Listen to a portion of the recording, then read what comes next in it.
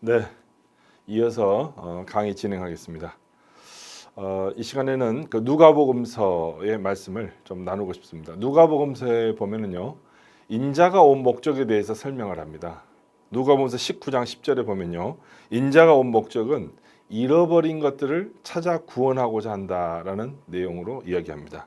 제가 그 헬라어 그리스어 원어를 음역해 놓은 건데요.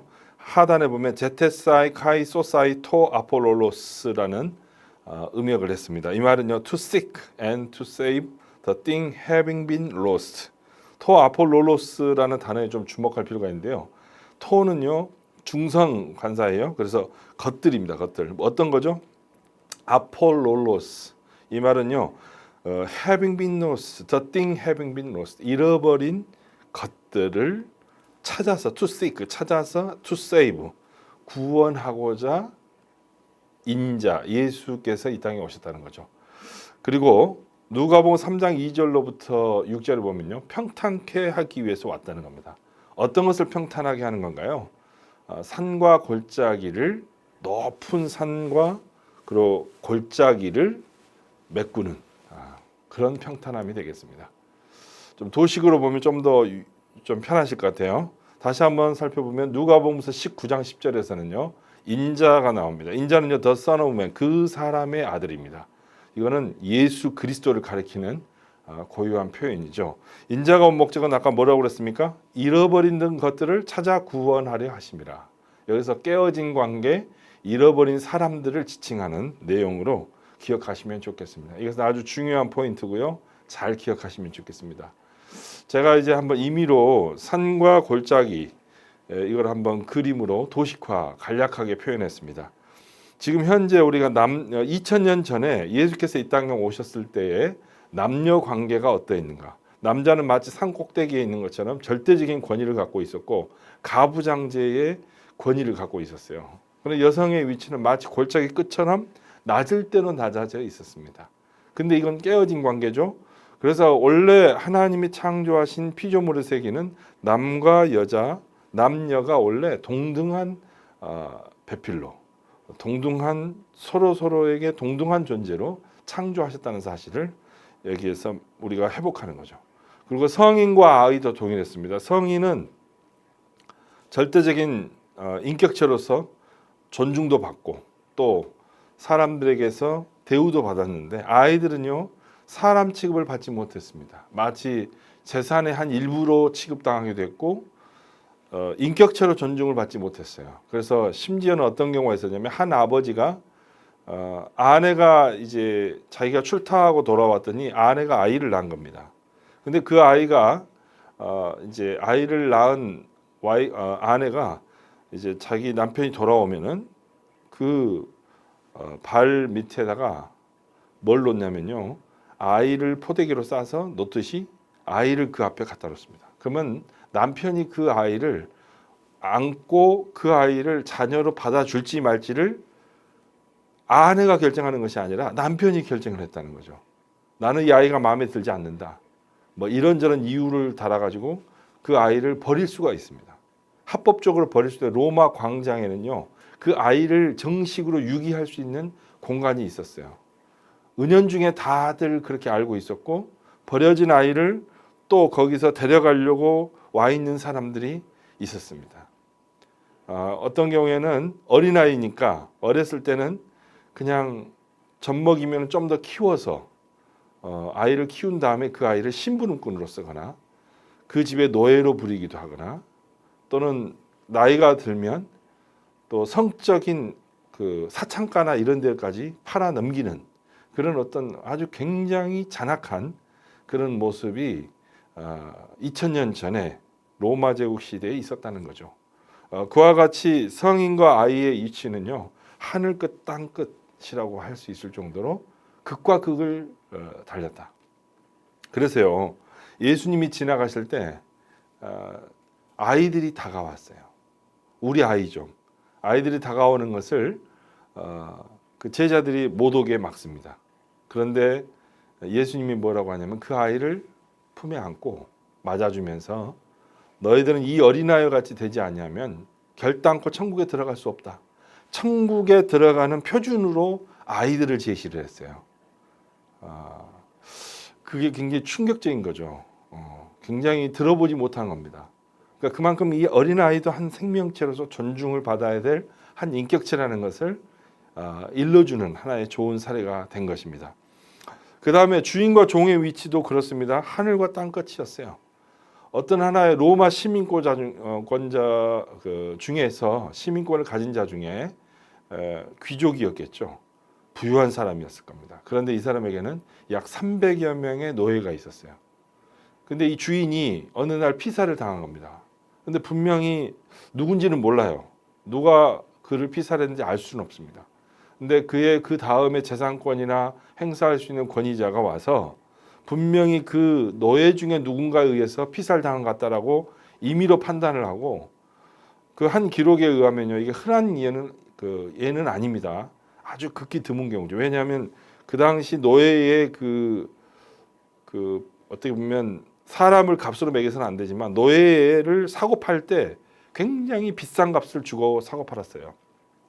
그러다 보니까 재산에 굉장히 중요한 항목을 차지했다라는 점에서 이 재산을 그냥 함부로 그렇게 하진 않았겠죠. 근데 너무너무 화가 난 나머지 300여 명의 노예들을 구덩이를 파고 생매장시켜서 죽인 사례가 있어요.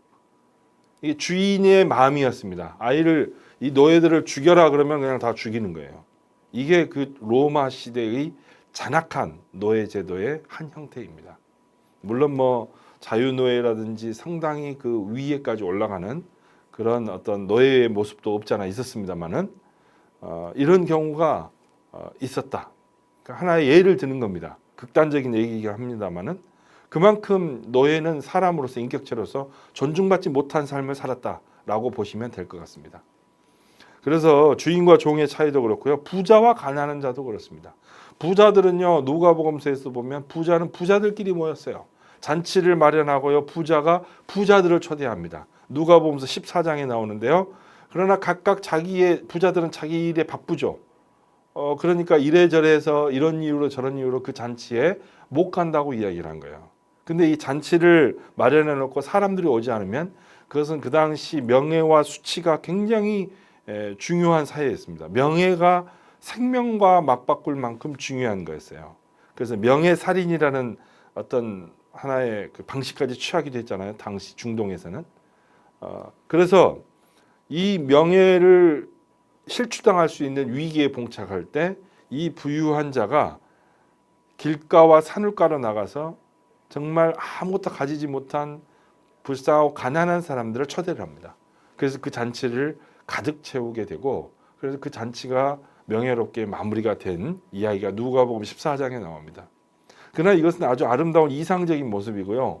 그 시대 상에서는 부자가 절대 가난한 자를 초대하지 않았습니다. 끼리끼리 모였습니다. 마치 지금과 같죠. 부익부 빈익빈.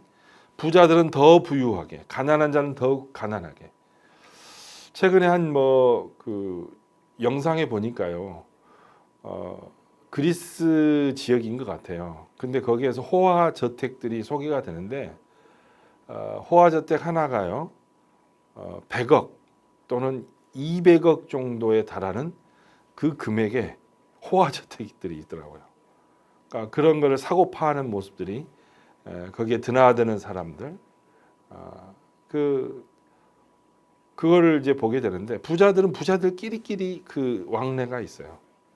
가난한 자들은 계속 그렇게 또 가난한 자끼리 이런 어떤 현대의 모습이 참 하나님께서 보시기에는 그렇게 아름답게 보지 못할 것 같다. 부자나 가난한 자나 동일하게 한 테이블에 식탁에 둘러앉아서 먹고 마시고 이게 초기 기독교의 모습이었거든요.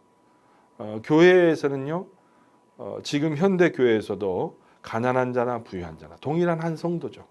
동일한 다 인격체로 대우와 애절을 갖추고 서로에게 귀하게 여김을 받습니다. 그게 아름다운 모습이고요. 마땅한 모습이죠. 그러니까 2000년 전에는 그러지 못했다는 거죠.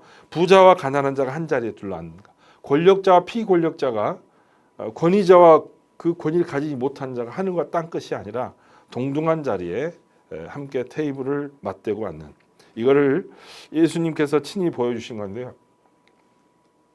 식탁 교제라고 합니다. 테이블 펠로우십. 그래서 죄인과 함께 식탁에 앉으셨어요. 의인을 찾으러 주님이 오신 것이 아니라 죄인을 찾아 구원하려고 이 땅에 오셨다. 주님은 그렇게 말씀하셨는데 여러분 인간이 죄인이 아닌 사람이 있나요? 로마서 말씀에도 나옵니다. 모든 사람이 죄를 범하였음에 하나님의 영광에 이르지 못하더니. 로마서 3장 23절의 말씀입니다. 모든 사람 한 명도 예외 없이 모두가 다 죄인이다라고 이야기를 하고 있어요. 그래서 죄인은 예수님과 함께 할 수 없죠. 원래 죄가 없으신 예수님과 어떻게 한 테이블에 앉겠어요? 그러나 주님은 그 고정관념을 깨뜨리고 그들과 함께 식탁에 앉습니다. 그들과 함께 거닙니다. 예수님은요 제자들을 가리켜서 뭐라고 그랬어요? 너희들은 이제 나의 친구다 그랬어요. 친구는 거의 동급처럼 여김 받잖아요. 예수님은 어떤 분이셨습니까? 세족식을 행할 때 원래 그 중동 지역이라는 게 이게 어때요? 길을 걷다 보면 먼지가 굉장히 많거든요. 샌들 같은 걸 신고 다니면요, 슬리퍼, 우리 같은 슬리퍼라고 할 수 있는데 샌들 같은 걸 신고 다니면은 발이 시커매집니다. 그러니까 집에 딱 가면 뭘 하냐? 노예나 그 종이 있으면 와서요, 손님이 오면은 그들의 발을 닦아줍니다. 그 다음에 실내로 들어가게 했어요. 워낙 발이 지저분하니까. 그리고 밥을 먹을 때 그냥 앉아서 식탁에서 먹으면 얼마나 좋아요? 그 시대에는요 이렇게 살짝 기대서 누워서 이렇게 밥을 먹었거든요. 음식을 나눴습니다. 그럴 때 발을 깨끗이 해야 되겠죠. 그런데 최후의 만찬의 자리에서요 예수님께서 직접 제자들의 발을 닦죠. 웃옷을 벗고요. 주님이 직접 대야에 물을 떠다가 제자들의 발을 닦습니다. 세족식이죠.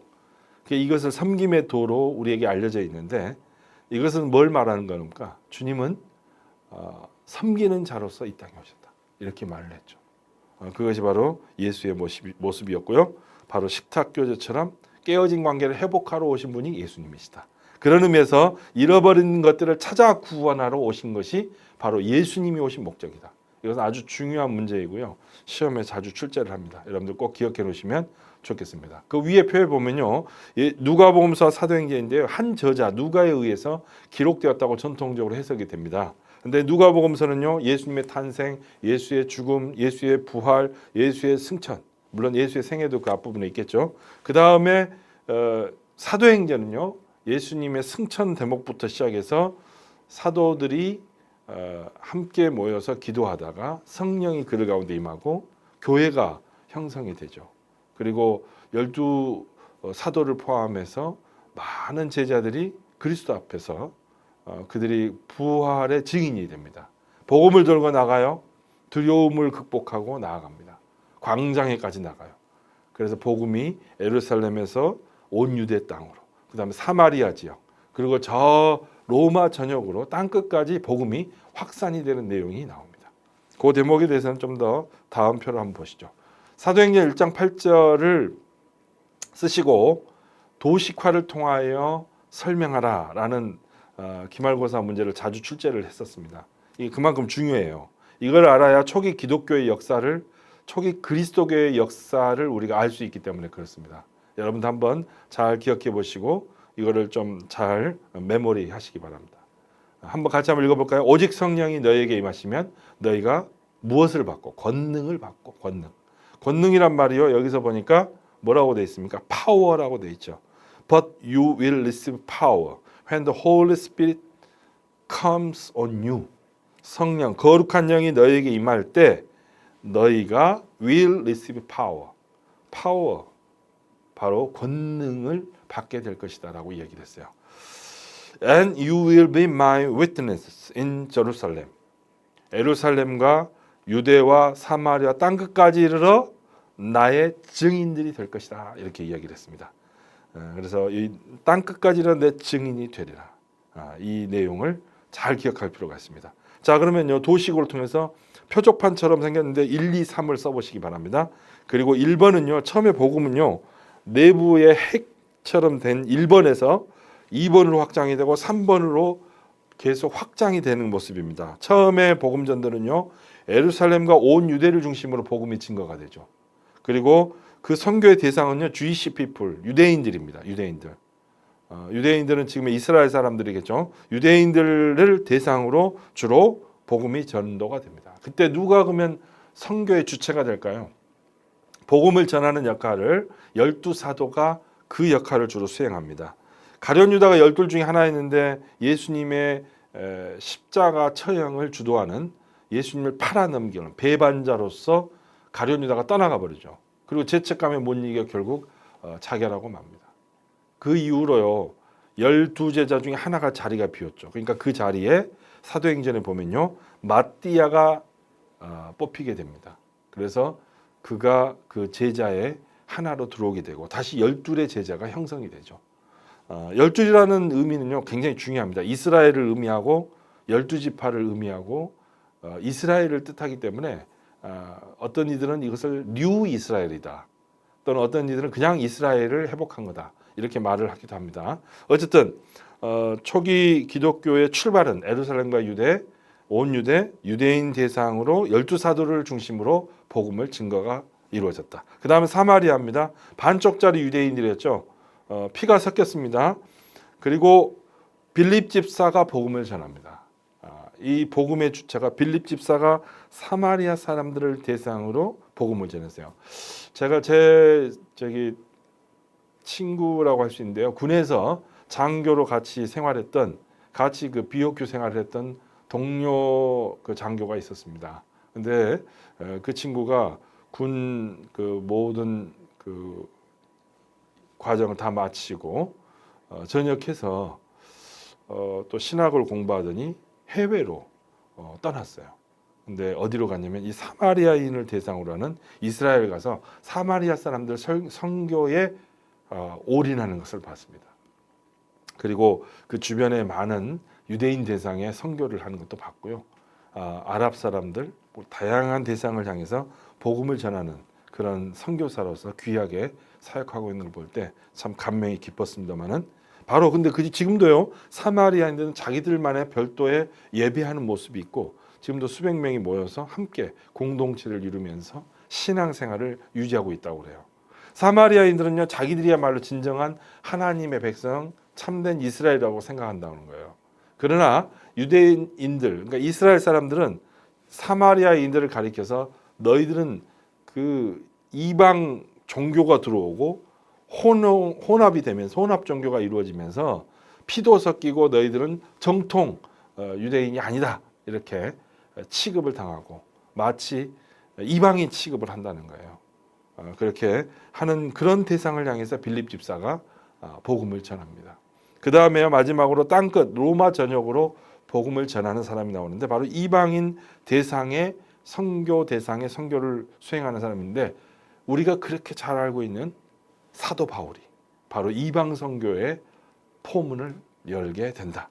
그래서 그를 통해서 지금의 그리스, 터키, 그리스 땅, 터키와 그리스 일대 전역, 로마, 이태리까지 가서 복음을 증거하게 되죠. 감옥에 갇혀서도 복음을 전합니다. 그래서 복음이 확산이 돼서 로마 제국의 가문, 어떻게 보면 황제 가문에까지 복음이 들어가고요. 나중에는 황제가 예수를 믿고 자신들의 국교로 이 기독교를 받아들이기까지 하죠. 그래서 어떻게 보면 초기 기독교의 역사는요, 정말 다이나믹하고 역동적이었다, 이렇게 보시면 되겠습니다. 다시 한번 정리해 볼까요? 1번, 예루살렘과 온 유대를 대상으로 선교 지역이 있었는데 선교 대상은 유대인이었고 12사도가 주체가 됐다. 두 번째는요, 사마리아인들을 대상으로 됐죠. 사마리아 지역에는 반쪽짜리 유대인, 피가 섞인 사마리아 사람들이 있었고, 그리고 혼합 종교가 섞인 그런 사마리아인들이죠. 그들에게 빌립 집사가 복음을 전했다. 그 다음 마지막은요, 세 번째, 땅끝 로마 전역의 지역 대상으로 복음이 전해졌는데, 이것은 이방인, 젠타일, 바로 people. 이방인은 뭡니까? 유대인이 아닌 대상이죠.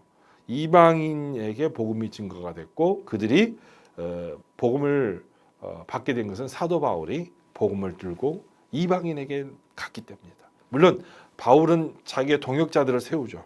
그래서 교회를 가서 세우고 거기에 있는 사람들을 교육을 시켜서 그들을 리더십으로 세우고 위임을 한 다음에 또 다시 다른 지역으로 가서 교회를 또 세우고 위임하고 이런 식으로 사역을 감당한 것이 사도 바울입니다.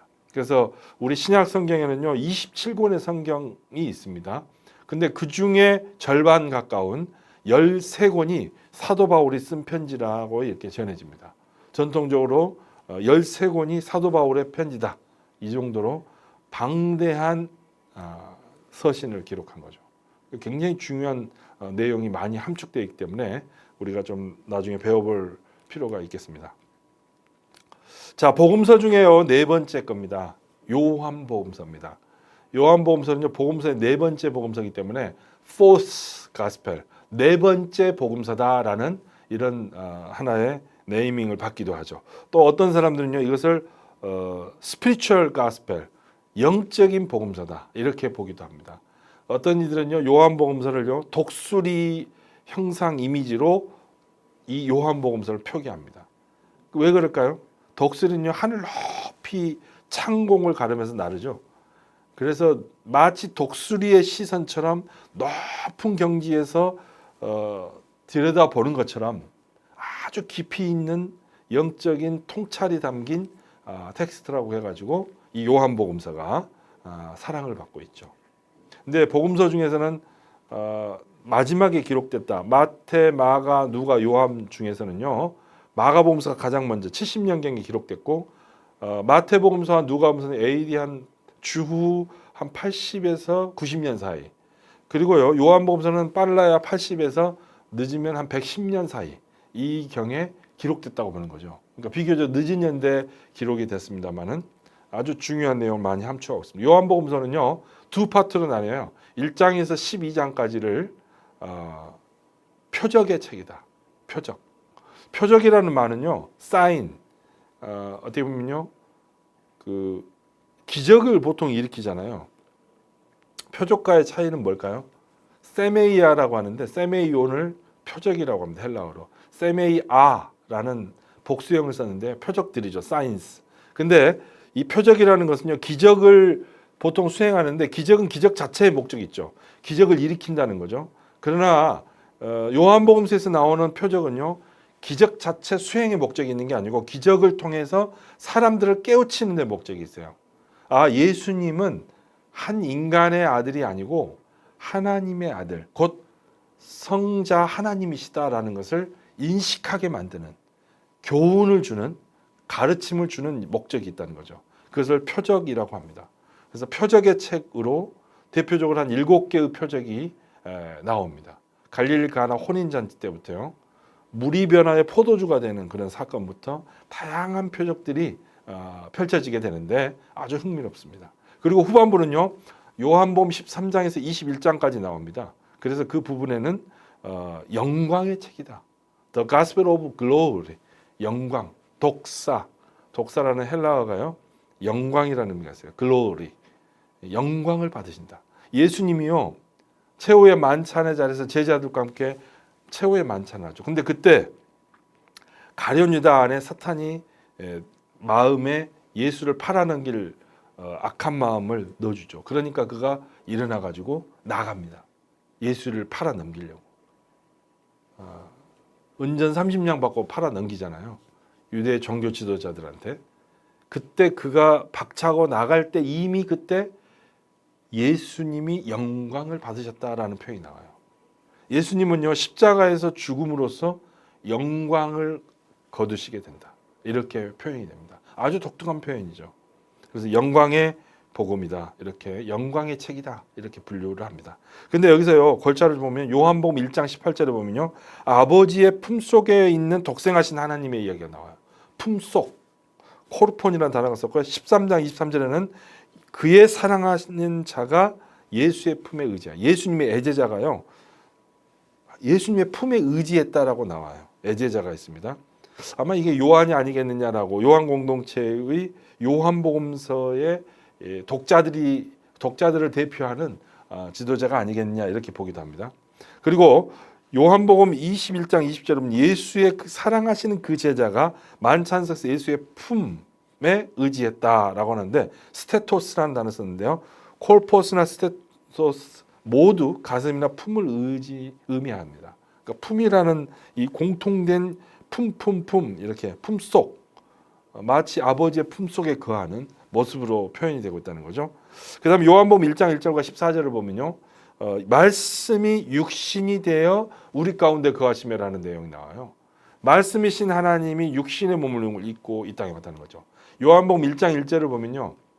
태초에 말씀이 계시니라 이 말씀이 하나님과 함께 계셨으니 이 말씀은 곧 하나님이시니라.